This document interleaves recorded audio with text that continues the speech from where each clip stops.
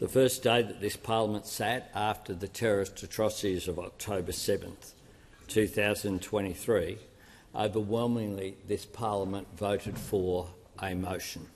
Overwhelmingly. It said, in clause 3, this House condemns antisemitism and recognises that generations of Jewish people have been subject to this hateful prejudice. I said this on that day. I know I speak for every member of this House when I say that this kind of hateful prejudice has no place in Australia. The awful anti-Semitism chanted by some of the protesters at the Sydney Opera House is beyond offensive. It is a betrayal of our Australian values. We reject it and we condemn it. Our country is better than that, and our country is a better place because of our Jewish community. Our government is committed to keeping the community safe. Mr Deputy Speaker, we have not wavered.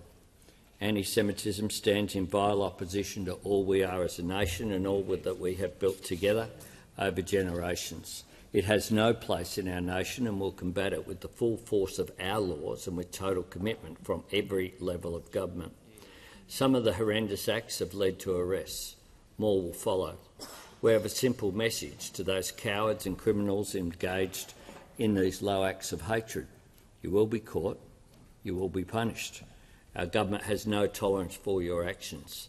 That is why we introduced a landmark ban on the Nazi salute and hate symbols, the first ever, which came into effect in January last year. It's also why we criminalised doxing, legislation that some failed to support in this parliament just at the end of last year. Our groundbreaking legislation has made it easier for our law enforcement bodies to deal with the perpetrators of anti-Semitic acts, but it cannot be our only tool. Hatred feeds on ignorance, and ignorance thrives in darkness. So as we fight these crimes of bigotry in the present, we are building for a better future through the light of education and memory.